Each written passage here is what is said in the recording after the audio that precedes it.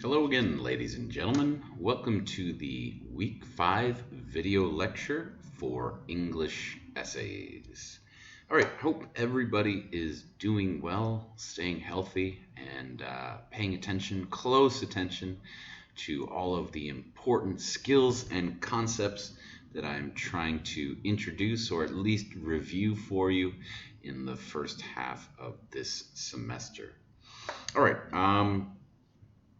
As I said, the course is cumulative, so what we studied in week 1, I hope you can put in your mind and consider as we move to week 2, where we talk about theses, strong theses, and then keep that in your mind and consider it as we move to week 3, week 4, and to week 5. Okay, this is cumulative. They're important skills and concepts that will help you become better essay writers and better writers in general, especially if you look at what we talked about in last week's lecture. And specifically this week's lecture is going to build on what we discussed in week 4. Okay, in week 4, again, we talked about essential elements of writing that can help to improve your essays or paragraphs or overall writing. So we talked about, topic sentences which pertain only to paragraphs, but we also discussed the concept of unity, development, and coherence, which apply to any writing universally as well, and are concepts that can help to analyze and discuss how effective our essays are as well. Now, if you remember, the last part on coherence we discussed, I tried to keep it relatively simple and broke down into two ideas of logical bridges and verbal bridges. And the exercise I asked you to do last week focused on how to kind of organize the ideas within a paragraph to get you thinking about how should you organize your ideas. What is the most effective way to convey your information, to give your ideas, okay, in a particular order that can be easily understood by the reader. All right, so that was the idea of logical bridges and a little exercise to help you. All right, just as a note here too before I continue, I hope you are paying close attention to lectures like this and you are doing the exercises that I'm giving you week to week. All right. You are not being graded on these exercises, but I trust that you are doing them. And a keen student is going to do them and focus on them effectively.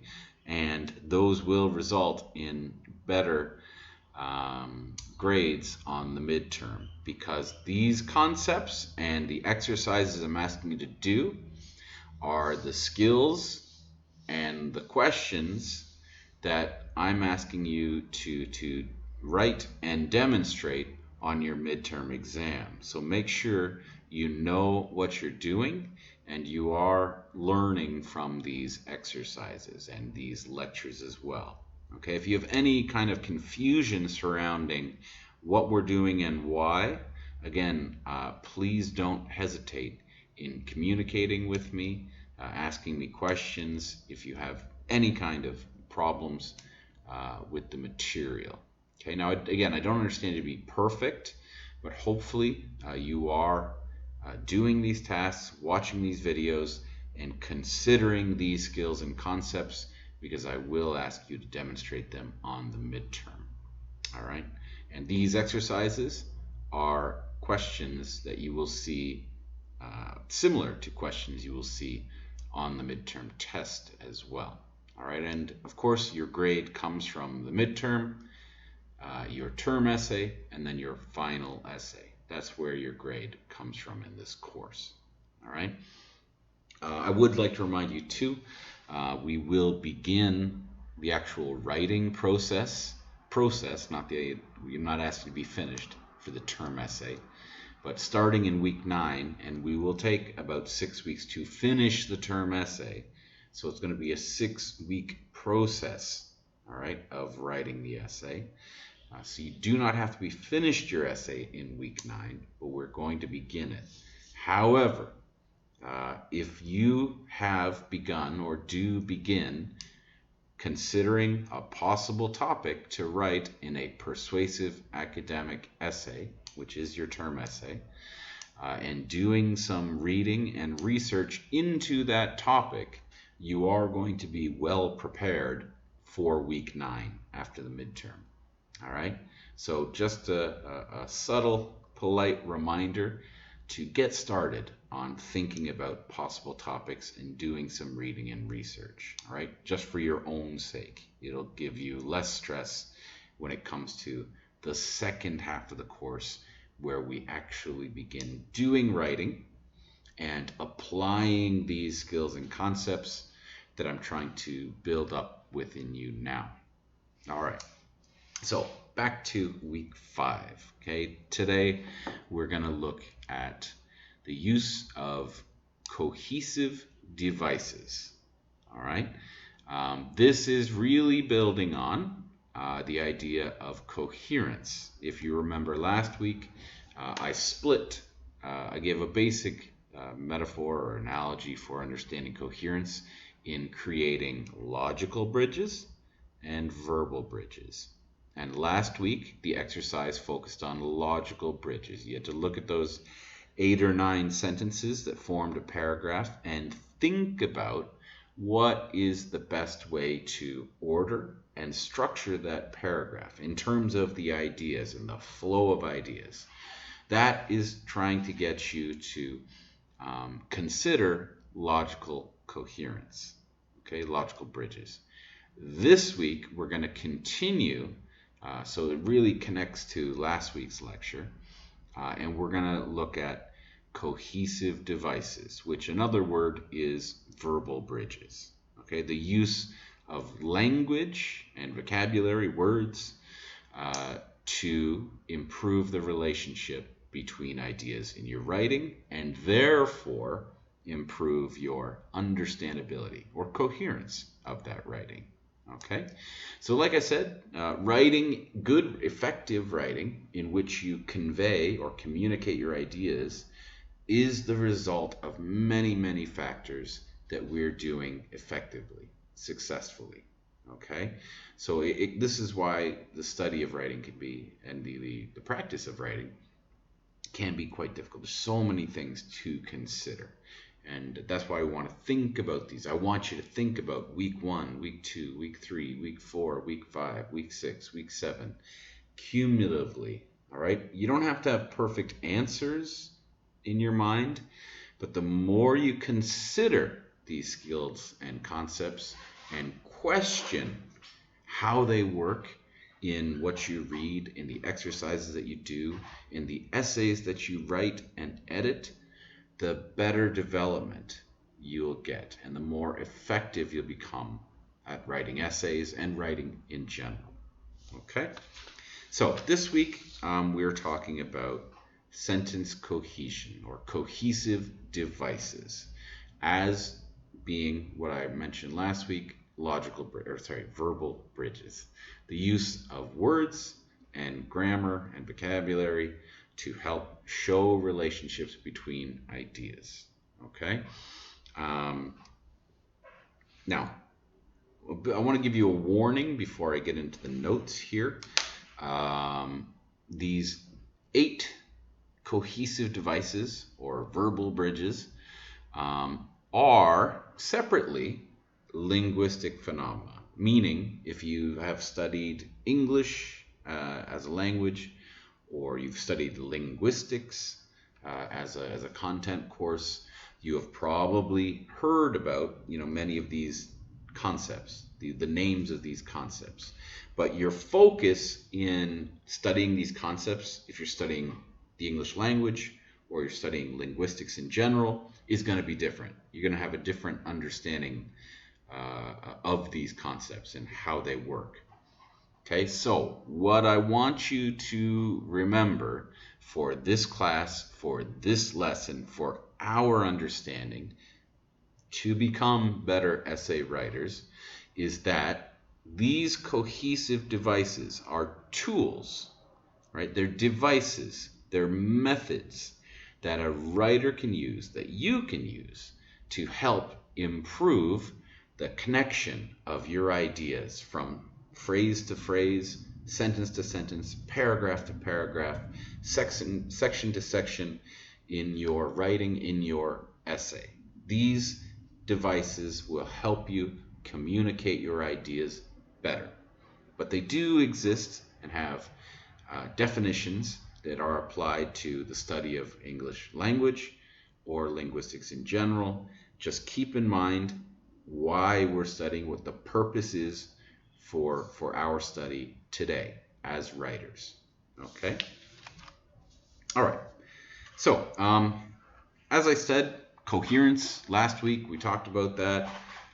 Coherence is when the essay and your ideas come together and it becomes understandable. So last week I asked you to focus on how to organize your ideas and the flow of your ideas so they can be best understood.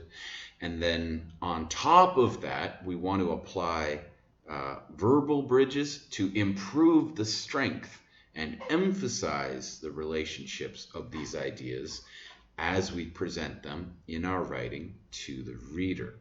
So from logical bridges, we're going to shift to verbal bridges and again try to improve our coherence through the effective use of cohesive devices.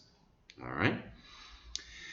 So, as I said, sentence cohesion is often defined synonymously with coherence, but here I consider sentence cohesion a more specific aspect of the use of verbal techniques or devices to create references or transitions between ideas and sentences to help us follow along. But as we use these 8 cohesive devices, I want you to remember that good, effective writers will use many of these devices at the same time in their writing, but we also have to be careful about not overusing some of these devices. So we need to consider the style of our writing as well. Now, that deeper, more advanced understanding of how much is too much or how much is not enough, that really comes with how well we understand these concepts and how well we can apply them, which really comes with practice and experience. So again, be a careful reader when you're reading any kind of essay and you're editing any kind of essay, and also when you are, of course, writing your essays as well. All right, so how can we, through the use of vocabulary, words, and sentence structure and grammar, use the functions of words and their meanings to help highlight and show relationships from clause to clause, sentence to sentence, paragraph to paragraph. All right, let's look at 8 ways to do that. All right, keeping in mind the purpose here is just to improve our flow of ideas and strengthen that relationship. All right, the first thing to look at in our notes, and you'll see in the notes there are, you have the first page with the directions.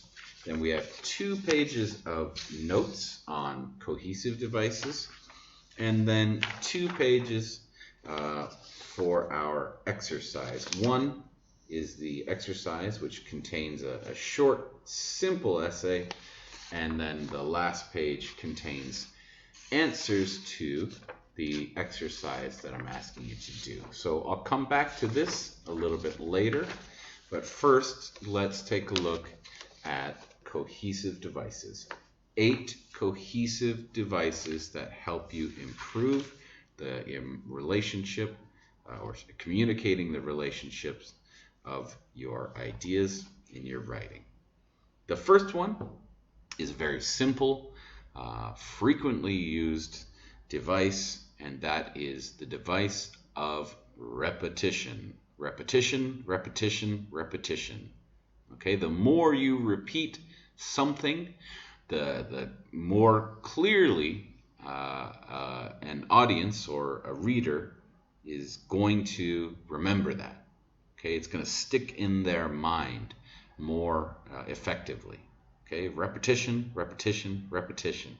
You will not forget this. You will not forget the use of repetition. Okay, so what is repetition? As a simple definition, it is simply repeating a key word or concept in your writing. Okay, it helps to focus your ideas and keep the reader on track throughout, from sentence to sentence or clause to clause, paragraph to paragraph, section to section in your essay. All right. I've already mentioned this briefly when we talked about thesis statements, or the thesis of your essay. Remember, the thesis is the main idea of your essay. And I did tell you as a hint, when you write your thesis statement, you want to write something strong that clearly asserts your main idea and your purpose for writing.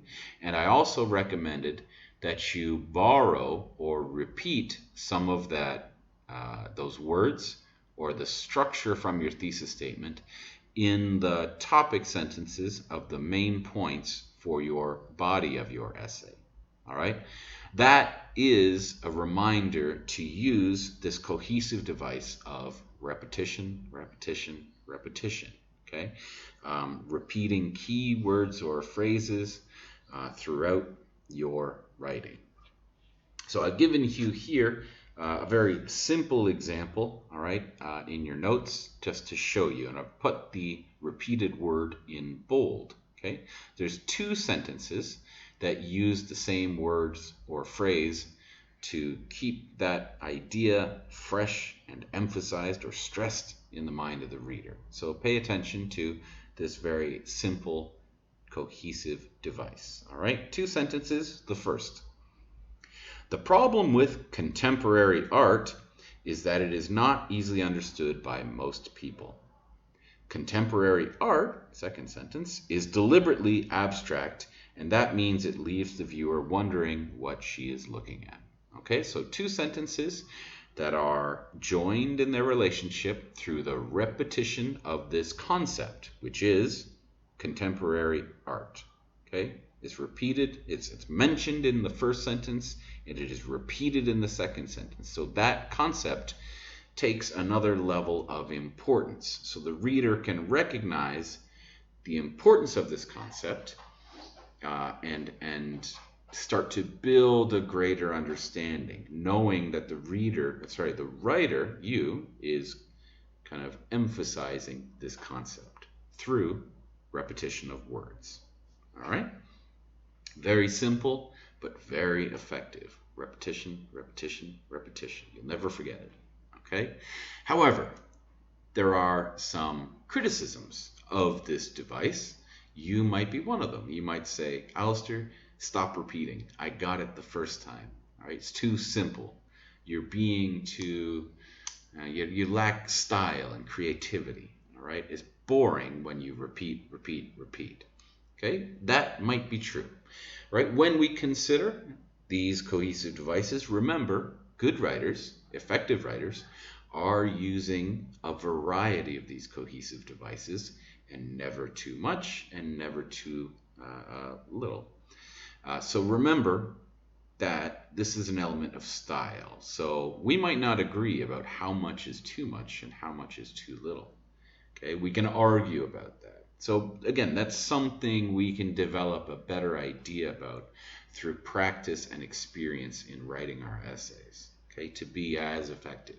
But even then, no matter how good we become, there are always going to be people who disagree with what we think is effective, or more effective or less effective. It's very subjective. Now, if you can say, sorry, that is too repetitive. You're using this word or this phrase too many times. It's boring. Okay? That might be a criticism you agree with. If that is true, let's move on to the second cohesive device. It is similar to repetition, but a little bit different. So the second cohesive device is the use of synonyms, or as a concept, the concept of synonymy. A synonym, if you don't know, or synonyms are words that have shared or similar, if not the same, meaning. Okay? So if you look in a thesaurus, which is a reference book like a dictionary, but it gives you synonyms and antonyms. If you look for synonyms, look up a word, right? You might find the word big, all right? If you're looking for a synonym for big, what is another word with a similar meaning? Large, okay? So you can use the word large. It shares the same meaning. It is effectively a synonym. Okay, so you can, if you think you're using big, big, big, big, big too much in your writing, change it and use the word large. Okay, and we can use big in one sentence, large in another sentence, but the concept is repeated. Okay, the idea is repeated. So that is a use of synonymy to help highlight the relationship of ideas in our writing. Okay, and make it clearer and communicate our ideas better. All right, now you have to also be aware and take this as a warning, especially because English is not your first or mother language. It's a second or foreign language to you. So you cannot just look in a thesaurus. You cannot look in that book and just choose one word and say, oh, there's a synonym. I'm going to use that one. Okay? You have to be careful about other meanings that are attached to words. Words are not perfect synonyms. Okay? You can't just use one word and substitute it with another word all of the time. Okay? Big and large, those ones are almost interchangeable almost all the time.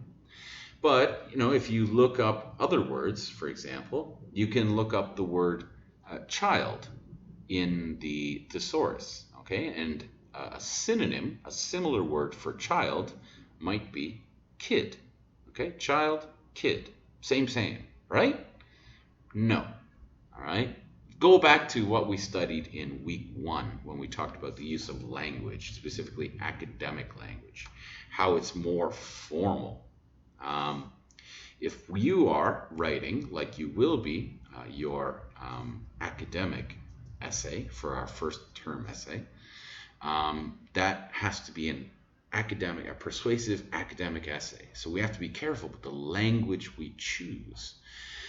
So if you are writing and using child, and you say, that's boring. I'm using the word child too much. I need a synonym. I'm going to use the word kid. When I am grading your essay and I'm focusing on your use of language, I will correct you for the use of the word kid. Okay? The meaning is exactly the same, a young human being. Okay? In the context you're using it.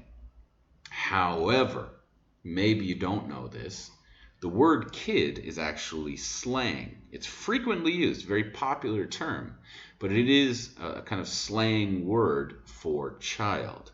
And therefore, we should not really use the word kid as a synonym for child in an academic or formal piece of writing, a formal academic essay. Okay, that would be too informal. You should use the word child. Just like, for example, if you use the word man. You might look up in a thesaurus and find the word guy.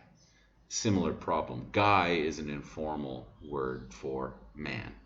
So in an academic essay, that is not a correct synonym because it's too informal. However, again, consider what you're writing, why you're writing, who you're writing to. In our second essay, when we're writing a personal essay, you can use more conversational, informal language. In that case, kid might be a better choice if it fits the tone of your writing. If you want to sound more personable, more conversational, then that can be an effective synonym.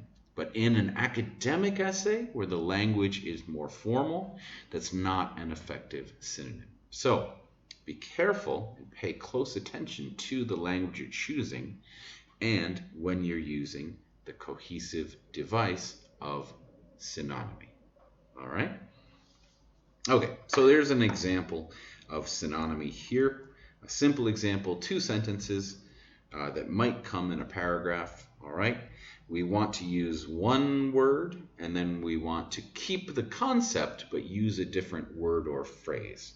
So the first sentence used the words myths. The second sentence that I'm trying to connect my idea to used the words traditional narrative. So in this context, traditional narrative has the same meaning as myth, and the reader can recognize that clearly. So first sentence, myths narrate sacred histories and explain sacred origins. These traditional narratives are, in short, a set of beliefs that are a very real force in the lives of the people who tell them. Okay, so if I have been writing these sentences and I think, okay, myths, finish my sentence. Do I want to use the word myth again? That seems repetitive. Let's try a synonym. What is an effective synonym in this writing for these sentences to communicate these ideas at this level of formality? Same meaning. How about traditional narrative? Good job. Okay, traditional narratives are, in short, blah, blah, blah. Okay, that is an effective use of synonymy that creates a strengthened relationship between one idea, one's the first sentence, and another idea, the second sentence. Okay? All right, so that is an example of synonymy. Let's move on to the third cohesive device, which is somewhat similar to synonymy, but obviously different, and that is the use of antonymy, right? Or the use of antonyms. Okay, just like I mentioned, you can look up in a thesaurus, you can find words that have similar meanings. You can also, in a thesaurus, find words that have opposite meanings. All right?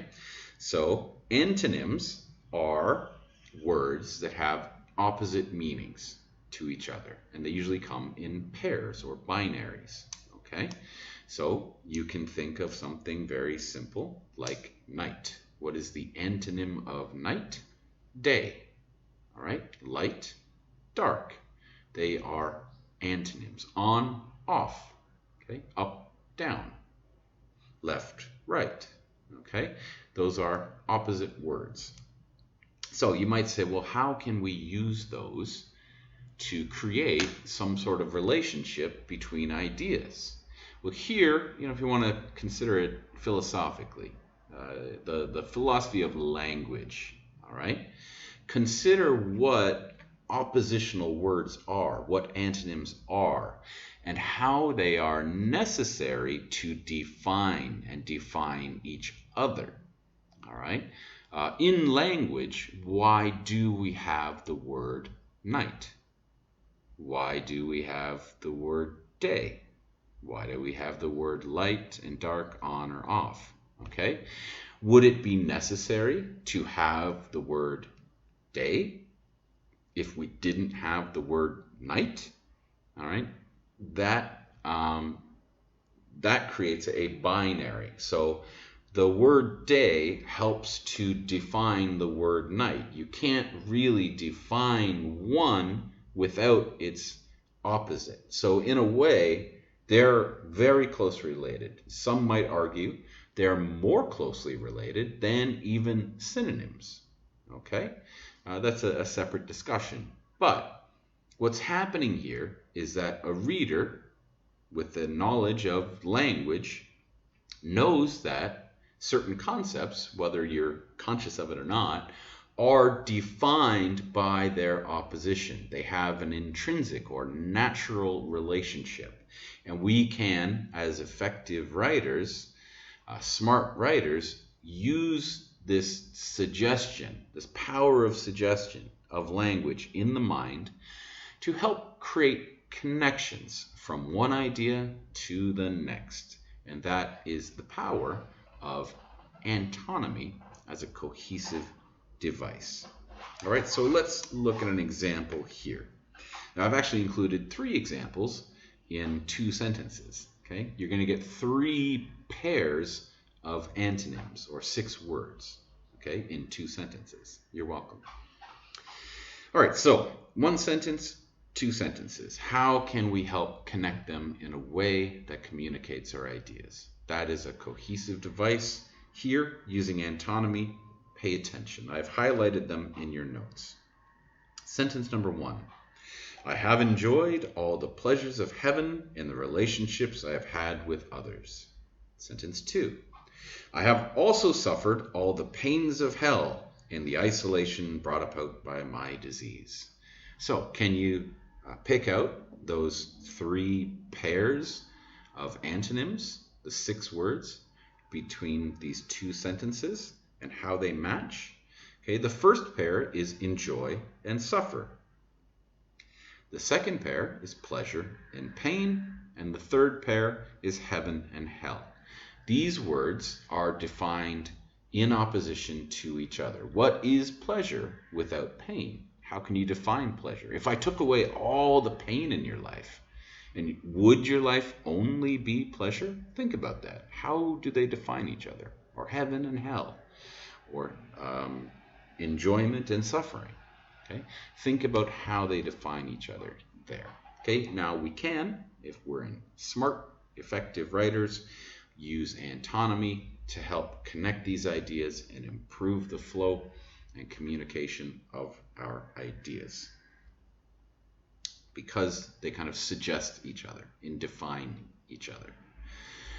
These examples also have, I've used another separate cohesive device that we'll talk about later. So we'll come back to this third example a little bit later. But that is antonymy as a cohesive device. All right, the fourth example, the fourth cohesive device we'll talk about is a very simple one that all of you use, no matter what your understanding and level of the English language is, because it's pretty basic in terms of a linguistic phenomenon.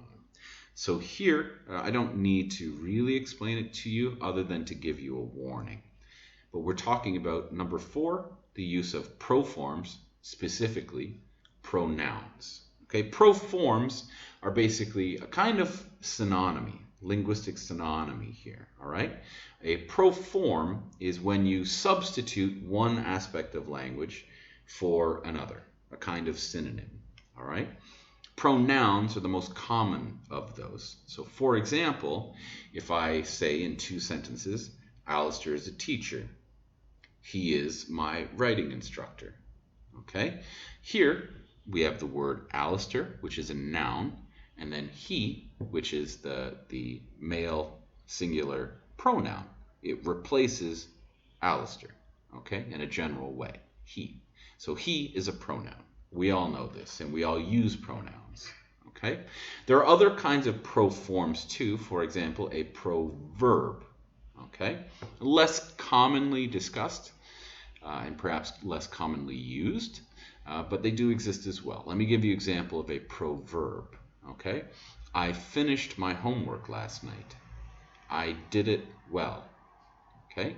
Here we have the verb finished, and we're using the proverb did to replace finished. So here you have 2 different verbs which can have 2 different meanings, but here they have the same meaning. Did means finished. All right, so that is an example of a proverb. We're replacing the verb finished with the verb did. Therefore, did is a proverb. Okay? And that's another example of a proform. But the most common one's pronoun. All right, so pronouns, this, that, these, those, who, he, she, they, it. Those are the very common ones, and I am sure you all use them and use them well. What I do want to warn you about, especially because you are non-native speakers, you're using language as a second or foreign language, is to make sure that you use the pronoun clearly. All right, so that the reader easily understands what the pronoun references or refers to. All right. Now that might sound easy, no problem, but even native speakers do make this mistake in writing if they're not paying close attention, if they're not being careful. Right. A simple example might be this: in my family, I have a sister and a mother. She is a wonderful woman. All right. Now, if that's sentence 1 and sentence 2, we're using the pronoun she to begin sentence 2. But in sentence 1, I've introduced 2 women. So the pronoun she is very vague. Am I referring to my sister or my mother? Who is the wonderful woman? All right. If I had to guess, because the latter of the 2 women was my mother, and the closest reference to she, I'd say my mother is a wonderful woman, but I don't rightfully know. And if you're not a careful writer, you might have meant the sister. So there's too much confusion, or the possibility of confusion there. So it's not a good example of using a pronoun well. There's too much confusion there. All right. So this is a problem that you can easily create if you're not paying attention. So my warning is, I know you know how to use proforms, but just be careful that the pronoun you use is easily understood in what it refers to. Okay, let's move on. I don't need to say more about pronouns, I don't think. Number 5 is very similar in that it's quite common, and I am confident that you also use this cohesive device frequently and relatively well. But I will give you a warning about it too. So the 5th cohesive device I want to talk about is the use of transitions or transitional words. These are words that are kind of like signposts. They direct your attention to something, to highlight the relationships between ideas, which again is the purpose of verbal bridges or cohesive devices. So they are words in English that cue our readers to relationships between clauses, between sentences, to help join sentences together, or just continue the flow of ideas throughout your writing. All right. I'm sure you know how to use many of these. The most common ones are coordinating conjunctions, the fanboys, for, and, nor, but, or, yet, so. There are subordinating conjunctions, because, although, though, even though, since. Those help to connect 2 clauses or sentences as well. And then, of course, we have other kinds of words like conjunctive adverbs. However, therefore, okay, those are frequently used as well. And again, their purpose is to help to show the relationship. Okay, so if you use but, it shows a contrast, an opposition between ideas. If you use and, it shows a continuation or a connection between ideas. Okay,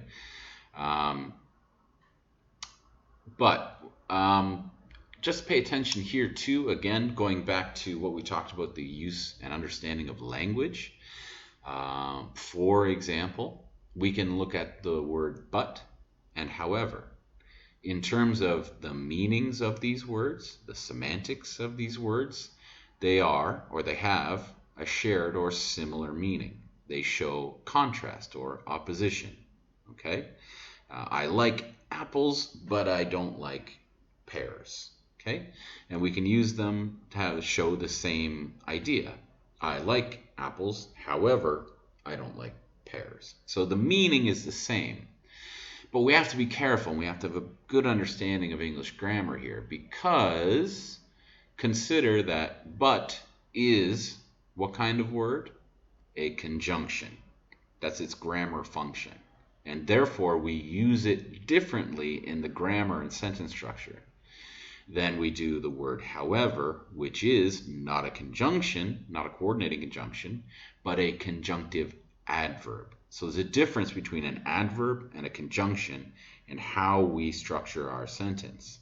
Okay, conjunctions go between clauses or between words or between phrases. Conjunctive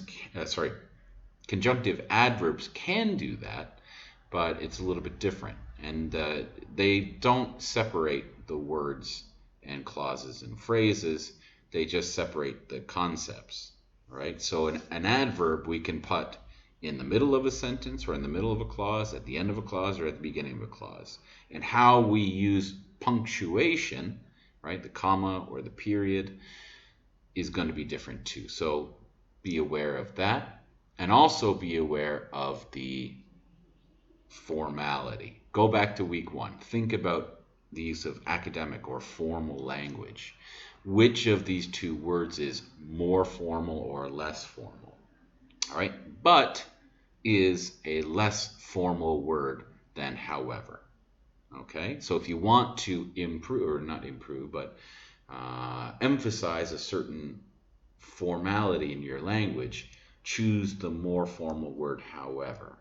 Okay, now when it comes to writing your academic essay, persuasive academic essay, it doesn't mean you can't use but. But is still acceptable. It's just however is more formal. But they're both general words and acceptable in even academic writing. But, however, is more formal than but. Okay? But a good writer is going to pay attention to the use of these words, not only in their function, but also in their meaning. Okay? So pay attention to that. All right, and the other warning I want to give you about the use of transitions, especially for your level of writing, which I am fairly well aware of. I've been doing these courses for a very long time, and that is for your level of English and your level of writing, as I usually experience it. Developing writers will come to a certain point where they understand the importance of the use of transitions. And like most people, when they understand how to use something, they have a tendency to overuse it. Okay, and that's normal. It's a normal part of your development. But the more you pay attention to, the more you're conscious of it, the more you should realize, when and how you should use them, and don't overuse them. So don't worry about this too much. I might highlight it in your essays when I grade them and give you feedback. And you, as an editor, can also give feedback on this to each other when you're editing much later in the course.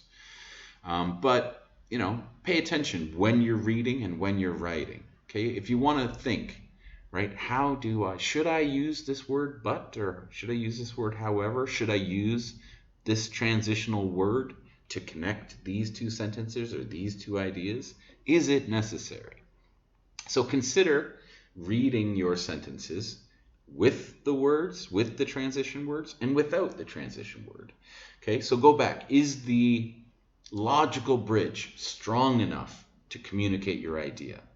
Okay, the way you structured the idea and organized this sentence, then this sentence, is it well understood? You say, no, it needs to be stronger. I need this transition word to more clearly express myself. Okay, then you should use it. But should you is a subjective word. That's why this is style. No matter what level of your development, if you could be a professional writer, a published author, all right, And we could still disagree whether the use of one word is necessary or not. We have different opinions. Okay? But again, my whole point for the first 7 weeks of this course is just think about these concepts, and that will make you a better writer. And think about them not only in your writing, but in your reading, whether you're editing your work or others, or just even reading the sentences in these notes and how I communicate this information even in these notes. Any writing that you read, think about how effective it is and why, and think about and apply the concepts like this one that we're learning in this class. All right, so that's transitional words. The next cohesive device to consider is a little bit different, and it is sentence patterns, specifically the use of parallelism. So here we are considering sentence structure. How do we organize our sentences? So, sentence, verb, object, or the various other sentence patterns as well. Okay, so we can use parallelism or sentence patterns as a way of helping to improve the flow of our ideas. All right. Now, again, go back to the warning I gave you this week about how these phenomena exist in linguistics. But in this lecture, in this class, I want to consider this phenomenon as a way of improving how we communicate our ideas and the flow of our ideas. But you've probably studied parallelism if you've studied, any English language class, right? Or if you studied linguistics, you studied the concept of it. But here we have a specific purpose for it. And as I said, that purpose is to improve the flow of our ideas. But when you study it in an English language class, they're going to study, you're going to study it as a being right or wrong, or correct or incorrect in your use of grammar. So a similar idea of parallelism that you may have studied in an English language class would be, for example, the use of infinitives or gerunds. Okay, so for example, your teacher might say, I like to play basketball, play baseball, I like to play basketball and to play baseball, and to play volleyball. All right, that's using the infinitive, to plus the verb, to plus the verb, to plus the verb. That is parallel. All right, or you can say, I like playing basketball, playing baseball, and playing volleyball. That's the gerund form, playing. Play, the verb plus ing. So either of those is grammatically acceptable. It's correct. But you can't mix them. All right, your teacher will tell you that. You can't say, I like to play baseball, playing basketball, and to play volleyball. That would be incorrect in grammar, according to your English teacher. Now, it's perfectly understandable, but it is technically, if you want to be a grammarian, incorrect. Okay? That's not what we're talking about here. The purpose of parallelism in this lesson is not to focus on the grammatical phenomenon. It's to use parallel sentence structure where we borrow the pattern of a sentence and repeat it to show coordination. And coordination is equality. Okay?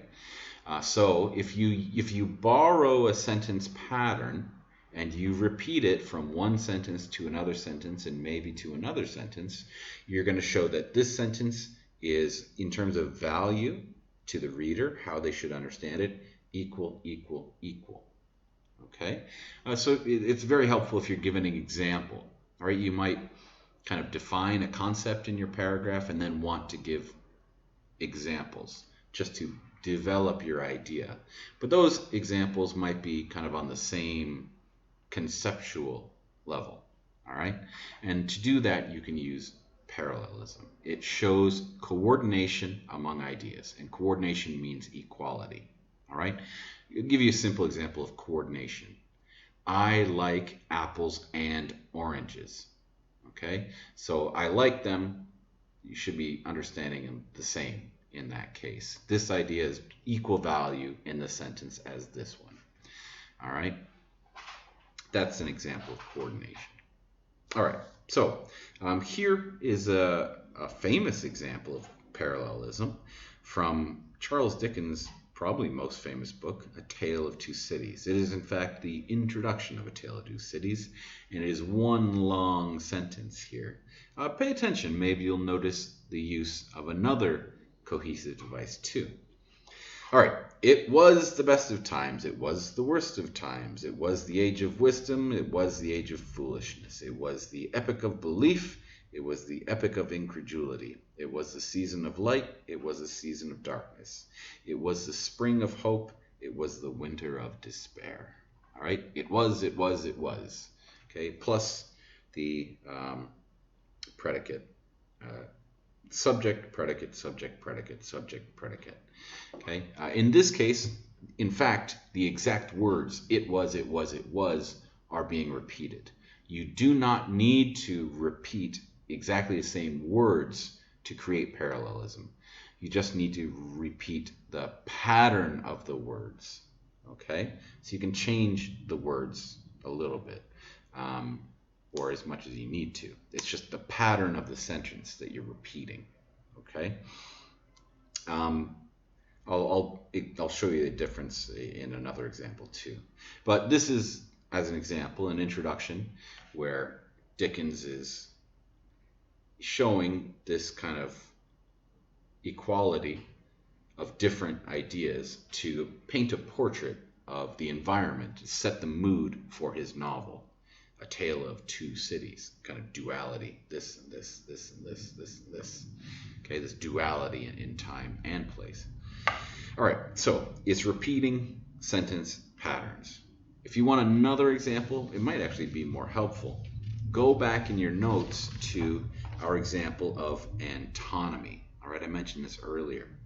We have two sentences. I have enjoyed all the pleasures of heaven in the relations I have had with others.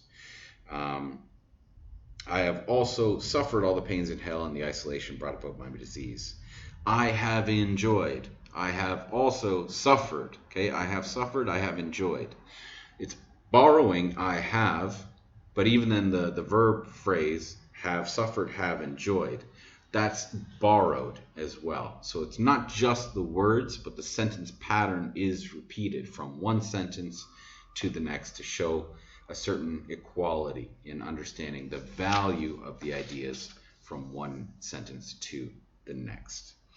All right, that might seem difficult to you. Maybe this is more advanced, but I just want you to be able to identify parallel sentence structure and recognize why a writer might use it to show equality from one idea or one sentence to the next. And it is a cohesive device, which hopefully can help highlight the relationship ideas and create more understandable reading.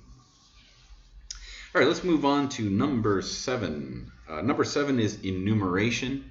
I'm sure you've seen and used these quite frequently in your writing. Enumeration is the use of adverbs of sequence, all right, such as first, second, third, or first, next, finally. Okay, those are frequently used. For example, in your essay, when you want to introduce the sections of your body, okay, body point 1, body point 2, body point 3, first, second, third, or first, next, finally, okay, or in conclusion. That might be the introducing the conclusion of your essay. Okay, those are examples of enumerators. Okay, they show you quite clearly the order or sequence of something. All right, now you can also use overt markers of sequence. You will see, right, 1 jump, 2 jump, 3 jump, or A parentheses, B parentheses, C parentheses. You might see that, but in essay writing, generally it is preferred that we use words, not numbers or figures. Numbers or figures are more for scientific or report writing. Okay, report writing, not essays. In essays, we use words, not numbers and figures as much as we can. Okay, it's not a perfect rule, but that's the general rule. So use words as enumerators rather than numbers or figures. All right, and of course, there's a fairly simple example you can read in your notes.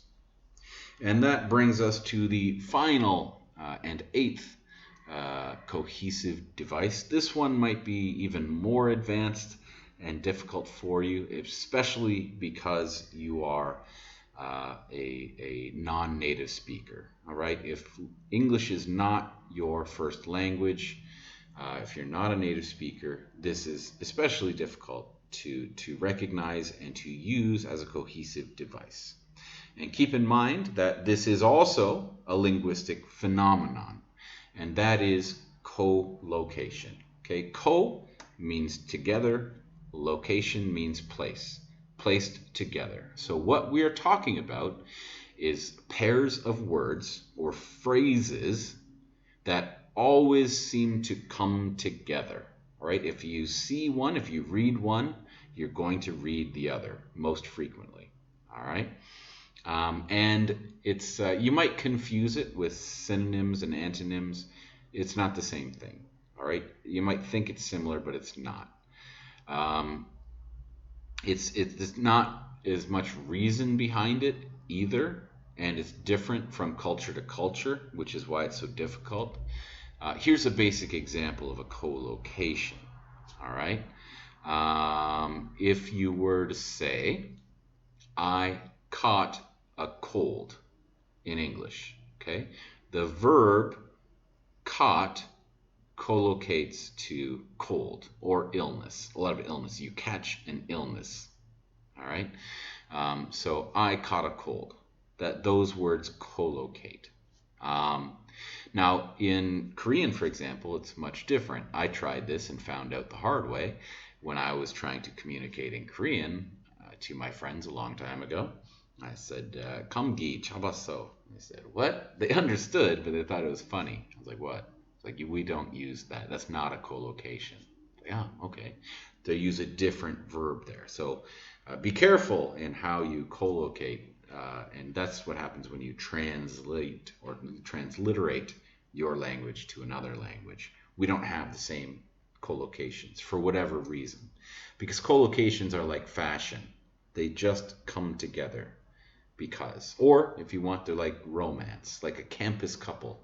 If you see this word, this one is always there. The boyfriend and the girlfriend, right? They're just always there together. Okay? Why? I don't know. Love is a funny thing, but they came together. So how this works as a cohesive device, okay, not as a linguistic phenomenon, but if a careful writer is going to use collocation as a cohesive device to improve the relationship, the flow of ideas, a careful writer knows what words go together. And it's going to use the power of suggestion. So if you have a great understanding of language, you'll know if I say one word, the other word is going to be lingering in the mind of the reader because this word has such a strong connection to the other word. Okay, it's not a synonym, it's not an antonym, but it's just a word that always goes together. And it's going to be, this word is going to suggest the other word. All right, and we can use that. We can put one word in one sentence and the collocated word, the suggested word in another sentence, and it'll help to kind of bring these ideas together through the power of suggestion. All right, let me give you an example here. Two sentences again. First sentence: for many years he sought solace in the arms of beautiful women, hoping to recreate the passion he felt for Lisa. Ultimately, he found that he left these women just as empty as he felt when he met them. All right, so here I've highlighted the collocated words. They are sought and found, or generally seek and find. Okay, seek and find are not synonyms. They are not antonyms, but they are collocations. When you think of seeking, you think of looking for. Okay, and then whenever you're looking for something, you have to find it, or you hopefully find it. So the power of suggestion is to look for or to seek, and it suggests the word find. And that suggestion helps to bring together these ideas and improve the communication of one idea to the next. Therefore, it is a kind of cohesive device. All right, like I said, this one's more difficult, a little more abstract for you, especially if you're a non-native speaker. You really have to have a solid understanding of English collocations, which is not rational and reasonable. It's just kunyan. All right, so those are your 8 cohesive devices. Again, you might not understand them perfectly, but I want you to be conscious of them, be aware of them, and through practice and experience and use, you can get better at them. Not only does that mean writing with them, but paying attention to the reading you do of anything you read, especially essays, and in the process of editing, which we will do in this course, editing your own essays and editing the essays of your classmates as well, right? Just pay attention to how people are using these devices to help highlight the relationships, all right? Using words, using sentence structures and grammar to create a stronger verbal connection between ideas. All right, so for an exercise, as I said before, you have a very short, very simple essay. Okay, this is our first real sample essay. So just as a note here, remember everything we studied. Week 1, the use of language. Week 2, writing strong thesis statements. Week 3, structure of an essay. Week 4, the common or essential elements of writing. Think about all these skills and concepts, and think about how they come together to form this short, simple essay. But specifically this week, since we're talking about cohesive devices, your exercise is to read carefully through this essay and identify as many of the cohesive devices as you can and find examples, right? Underline them and identify them, okay? Where are there examples of repetition? Can you see certain words that are being repeated to help improve the flow of ideas from sentence to sentence, paragraph to paragraph, throughout the essay? Can you find examples of synonyms, of antonyms, of pronouns? You will find pronouns. Transitions, you will find transitions. But are there also parallel sentence structures? Are there collocations? Are there enumerators? Okay, I'll give you a hint and a warning. Not every one of these cohesive devices can be found in this essay. So it's a bit of a trick question. Some of them you will not find. Okay, it's possible you might not find an example of parallelism. You might not find an example of collocation, but I want you to look closely. And it's okay to be wrong. That's fine. Do your best to try to apply this knowledge of cohesive devices as well as all the skills and concepts we've studied so far. If you can do that, you are preparing well for this class, you're preparing well to write essays, and you're preparing well to write the midterm test in week 8. All right, again, this exercise is not graded. I'm not giving you the burden of being graded, of being correct or incorrect. It is an exercise to just apply your knowledge and thinking. And again, the last page does have possible answers and solutions. So make sure you read carefully, do the exercise, identify these cohesive devices that you can find and give examples, and then you can check the answers at the end to see how successful you may have been. All right, I hope you find this useful and meaningful. Again, apply it to this course, not just this week, but as we go week to week to week. And especially when we begin writing and reading and editing, if you consider these skills, these devices, these concepts as we move forward, keep asking yourself questions. You will develop your writing ability. You will become a better essay writer. All right, that is all for today and for this week. Good luck, everybody. If you have any questions whatsoever, always feel free to contact me in Kakao chat room or via email. Sorry for the long video. Thank you for watching.